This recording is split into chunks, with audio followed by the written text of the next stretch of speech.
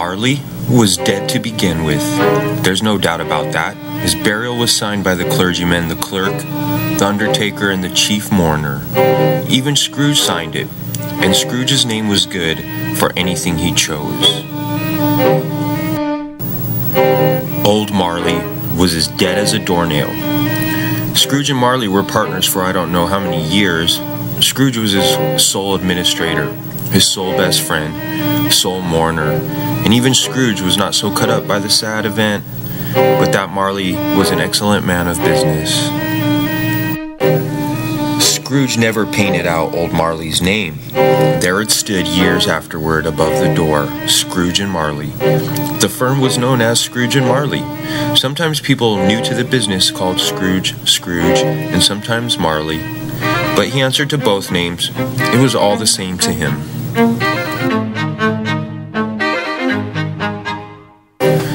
Oh, but he was tight-fisted. Scrooge, a squeezing, wrenching, grasping, scraping, clutching, covetous old sinner.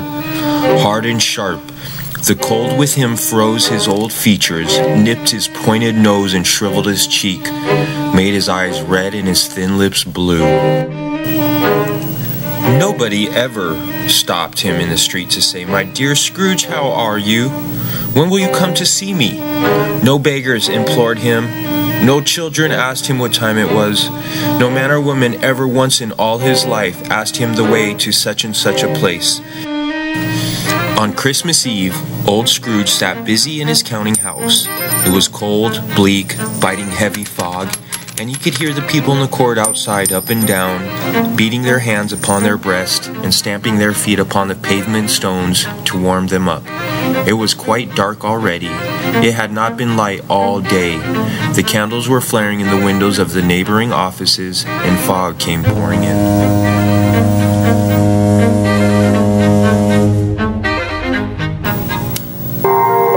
The door of Scrooge's counting house was open that he might keep his eye upon his clerk in a little cell, a sort of tank. He was copying letters. Scrooge had a very small fire, but Bob Cratchit's fire was so very small that it looked like only one coal. But he couldn't replenish it, for Scrooge kept the coal box in his own room. The clerk put on his white comforter and tried to warm himself at the candle, and he failed. A Merry Christmas, Uncle. God save you. It was Scrooge's nephew who came upon him so quickly that this was the first sign he had of his approach. Bah, humbug! He had so heated himself with rapid walking in the fog and frost, this nephew of Scrooge's, that he was all in a glow. His face was ruddy and handsome. Christmas a humbug, Uncle. You don't mean that, I am sure. I do. Merry Christmas? What right you have to be married? What reason have you to be married? You're poor enough. Come then. What right have you to be negative? What reason have you to be so dreary? You're rich enough. Bah, humbug. Don't be angry, Uncle. What else can I be when I live in such a world of fools as this? Merry Christmas. Out with Merry Christmas. What's Christmas time to you but a time for paying bills without money? A time for finding yourself a year older, but not a year hour richer. Uncle, if I could work my will, every idiot who goes about with Merry Christmas on his lips should be boiled with his own pudding and buried with a stake of holly through his heart, he should. Uncle. Bah, humbug. Nephew, keep Christmas in your way and let me keep it in mine. Keep it, but you don't keep it. Leave it alone. Much good it has ever done you. There are many things from which I might have gained good, by which I have not profited. I am sure I have always thought of Christmas time as a good time, a kind, forgiving, charitable, pleasant time, the only time I know of in the long calendar of the year when men and women seem as one to open their closed hearts freely. And Uncle, though it has never put a scrap of gold or silver in my pocket, I believe that it has done me good and will do me good, and I say, God bless it. Bah, humbug. Let me hear another sound from you, Cratchit, and you will keep your Christmas by losing your job. You're quite a powerful speaker, sir. I wonder you don't go into government. Don't be angry, Uncle. Come, dine with us tomorrow. Scrooge said that he would see him. Yes, indeed he did. He said he would see him in that dark place first. But why? Why did you get married? Because I fell in love. Because you fell in love? Good afternoon. Nay, Uncle, but you never came to see me before that happened. Good afternoon. Why give it a reason for not coming now? Good afternoon. I want nothing from you. I ask nothing of you. Why cannot we be friends? Good afternoon. I am sorry with all my heart to find you stubborn. We have never had any quarrel to which I have been a party, but I have tried in honor of Christmas, and I'll keep my Christmas humor to the last. So a Merry Christmas, Uncle. Good afternoon. And a Happy New Year. His nephew left the room without an angry word. He stopped at the outer door to wish the greetings of the season on the clerk, who, cold as he was warmer than Scrooge. There's another fellow, my clerk, with 15 shillings a week, and a wife and family, talking about Merry Christmas? I must be crazy. This lunatic, in letting Scrooge's nephew out, had let two other people in. They were portly gentlemen, pleasant, now stood with their hats off in Scrooge's office. They had books and papers in their hands and bowed to him. Scrooge and Marlins, I believe. Have I the pleasure of addressing Mr. Scrooge or Mr. Marley? Mr. Marley has been dead these 7 years. He died 7 years ago this very night. We had no doubt his kindness is well represented by his surviving partner. At this festive season of the year, Mr. Scrooge, it is more than desirable that we should make provision for the poor and destitute, who suffer greatly at the present time. Many thousands are in want of common items. Hundreds of thousands are in want of common comforts, sir. Are there no prisons? Plenty of prisons. And the union workhouses? Are they still in operation? They are. Still, I wish I could say they were not. The poorhouse and the welfare, are they in full capacity then? Both very busy, sir. Oh, I was afraid from what you said at first that something had occurred to stop them in their useful course. I'm very glad to hear it. Under the impression that we barely give Christian cheer of mind or body, a few of those are attempting to raise a fund to buy poor people some meat and drinks and means of warmth. We choose this time because it is a time of all others. Power to the people. When want is keenly felt, and abundance rejoices. So what shall I put you down for? Nothing. You wish to be anonymous. I wish to be left alone, since you asked me what I wish. Gentlemen, that is my answer.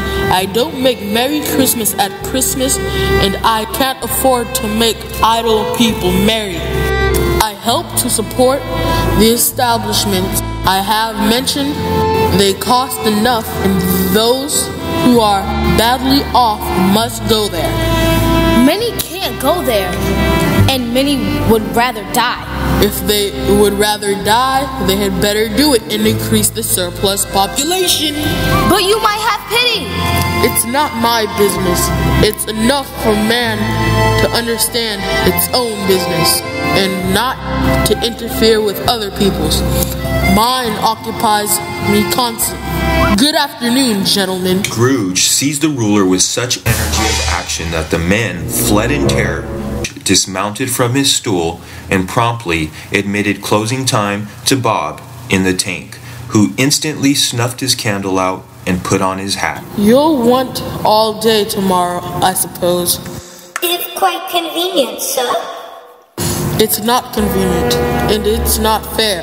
If I was to stop half a crown for it, you'd think otherwise, I bet. And yet, you don't think me crazy?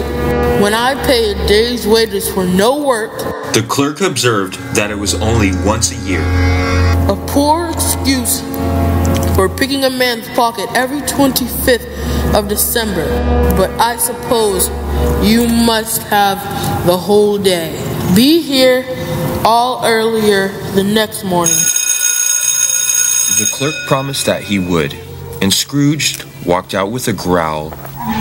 The office was closed in a twinkling, and the clerk, with his long ends of his white comforter dangling below his waist, went down on a slide on Cornhill 20 times in honor of its being Christmas Eve, and then ran home to Camden Town as hard as he could to play at Blind Man's Bluff.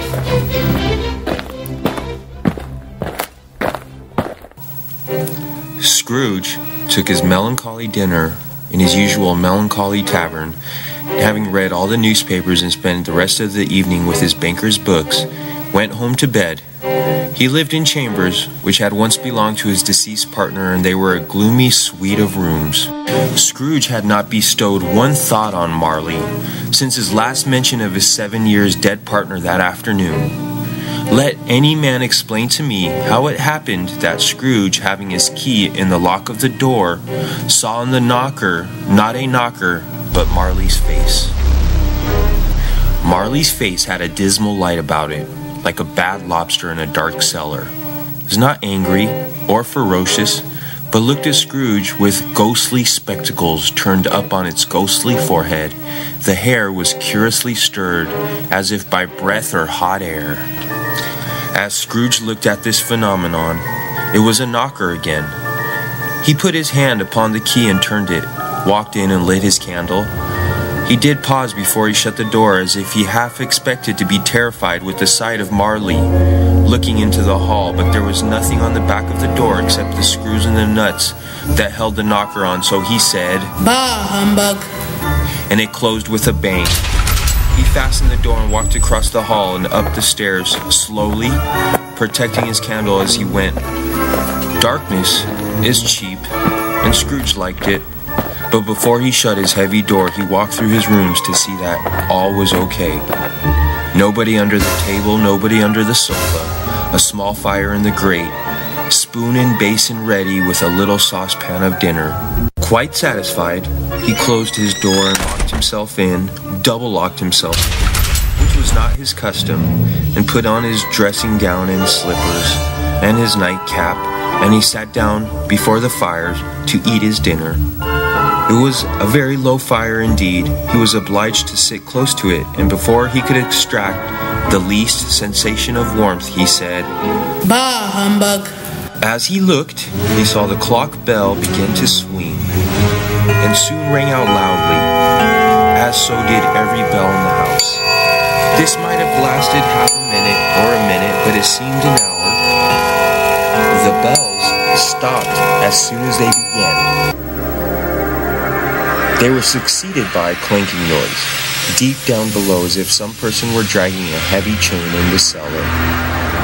The cellar door flew open with a booming sound, and he heard a noise much louder on the floor below, then coming up the stairs, then coming straight towards his door. Though he looked the phantom through and through and saw it standing before him, though he felt the chilling influence of its death-cold eyes, he was still and fought against his senses. How now? What do you want with me? What? Who are you? Ask me who I was. Who were you then? In life, I was your partner, Jacob Marley. Can you sit down? I can't. Do it then. You don't believe in me. I don't? What evidence would you have? I don't know. Why do you doubt your senses? Because a little thing affects them. Any slight disorder of the stomach. You may be an undigested bit of beef, a crumb of cheese. There's more gravy than a grave about you, whatever you are. At this, the spirit raised a frightening cry and shook its chain with such a dismal and appalling noise that Scrooge held on tight to his chair. Mercy! Dreadful ghost, why do you trouble me? Do you believe in me or not? I do, I must. But why do spirits walk the earth? And why do they come to me? It is required of every man that the spirit within him should walk among his fellow men. And if that spirit goes not forth in life, it is doomed to wander through the world. Oh, woe is me. You are troubled. Tell me why. I wear the chain I made in life. I made it link by link and yard by yard. I grew it of my own free will, and of my own free will I wore it. Did you know the weight and length of the strong chains you created yourself? It was full as heavy and as long as this 7 Christmas Eves ago. Scrooge glanced about him on the floor in the expectation of finding himself surrounded by some 50 or 60 feet of iron cable, but he could see nothing. Jacob, oh Jacob Marley, tell me more. Speak comfort to me, Jacob. I have none to give, nor can I tell you what I know. And very little more is all permitted to me. I cannot rest. I cannot say. I cannot linger anywhere. Mark me. Did you know that no amount of regret can make a man for one's life miss opportunity? That was me. Oh, that was me. But you are always a good man of business, Jacob. Business? Mankind is our business. The Commonwealth, it was my business. Charity, mercy, forbearance, and benevolence were all my business. At this time of the year, I suffer most. Hear me, my time is nearly gone. I will, but don't be hard upon me. Don't be flowery. Jacob, pray, how is that I appear before you in a shape that you can see? That is no light part of my punishment. I am here tonight to warn you that you have yet a chance and hope, Ebenezer. You are always a good friend to me, Jacob. Thank you. You will be haunted by 3 spirits. Is that the chance and hope you mentioned, Jacob? It is. I think I'd rather not. Without their visits, you cannot hope to avoid the path I made. Expect first tomorrow, when the bells tolls 1. Couldn't I take them all at once and have it over, Jacob?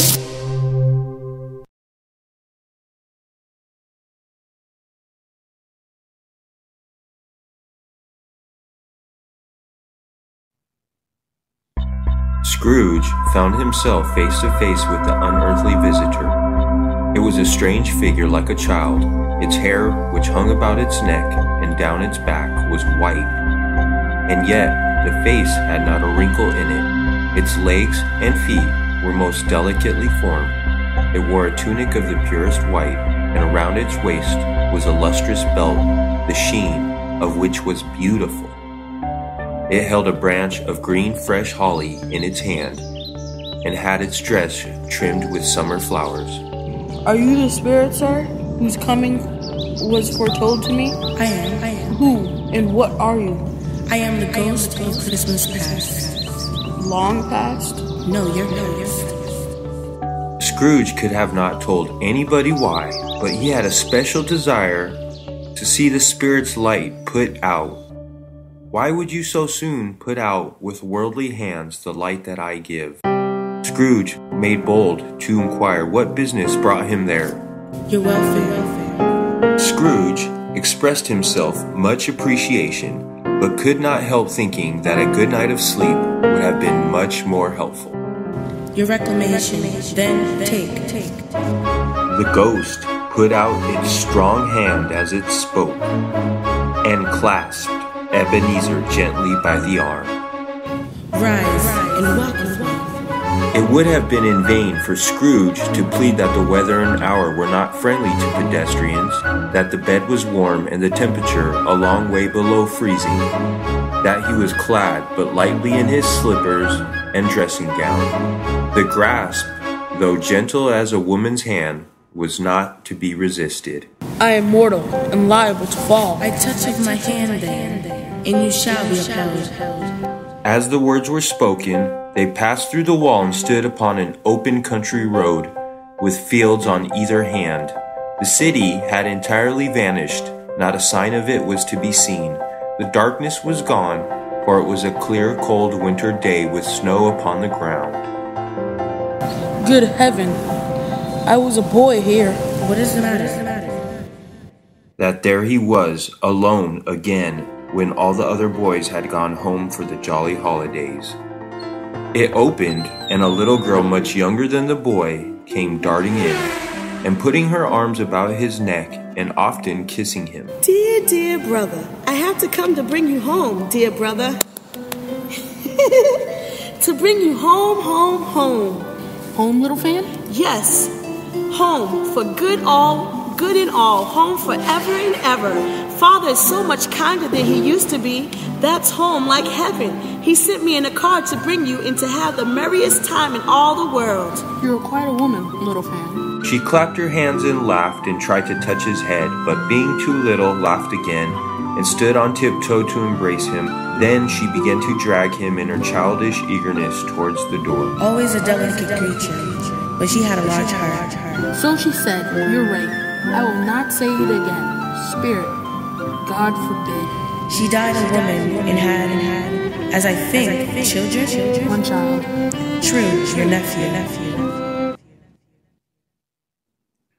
That moment left the school behind them, and they were now in the business of the city.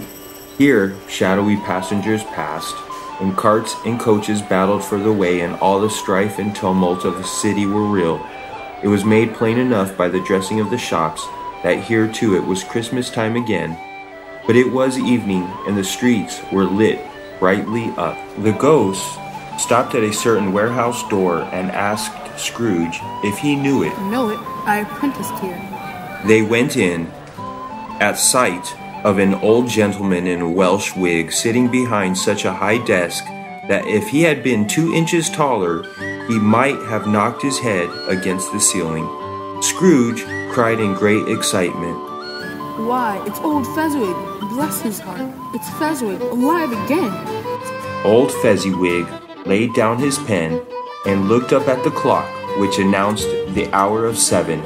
He rubbed his hands, adjusted his waistcoat, laughed all over himself, and called out in a comfortable, oily, rich, fat, jovial voice, "Your whole day, Ebenezer."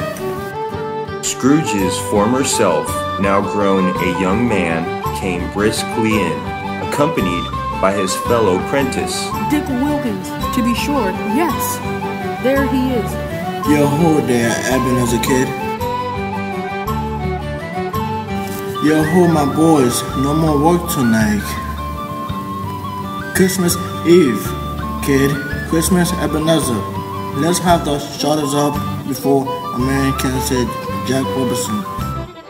You wouldn't believe how those two fellows went at it. They charged into the street with the shutters 1, 2, 3, had them up in their places 4, 5, 6, barred them and pinned them 7, 8, 9, and came back before you could have got to 12, panting like racehorses. Holly ho, clear away my lads, and let's have lots of room. Holly ho. Clear away? There was nothing they couldn't have cleared away with old Fezziwig looking on. It was done in a minute. Every movable was packed off, dismissed from public life forevermore. The floor was swept, the lamps were set bright, fuel was heaped upon the fire, and the warehouse was as snug and warm and dry and bright as a ballroom, as you would desire to see upon a winter's night. No more, no more. I don't wish to see it. Show me no more. Spirit, remove me from this place.